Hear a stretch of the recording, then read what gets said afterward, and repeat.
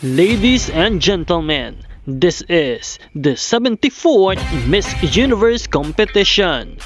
This is now 22:04 and don't forget to like and subscribe. Magandang araw Universe! Nagsimula na nga ang isa sa pinakainaabangan na bahagi ng preliminary competition ng 74th Miss Universe, ang swimsuit segment. At grabe, mainit agad ang laban.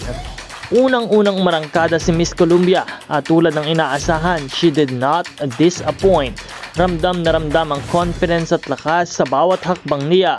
Mula sa entrance pa lang, fierce mode na agad. Matatag, malinis ang transitions at talagang alam niya kung paano i-work ang stage. Hindi biro ang pagiging consistent niya mula sa mga nakaraang activities hanggang ngayon. Kaya naman hindi nakakapagtaka kung bakit isa siya sa mga front runners. Flawless, energetic at may signature Latina fire na lagi nilang dinadala sa Miss Universe stage.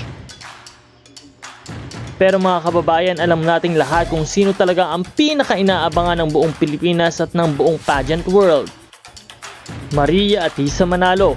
Simula pa lang ng kompetisyon, trending na agad ang pangalan niya dahil sa elegance, preparedness, at consistency. Ngayon, ang swimsuit segment, lahat ay nakaabang kung paano niya ipapakita ang kombinasyon ng grace at power na hinahanap ng universe.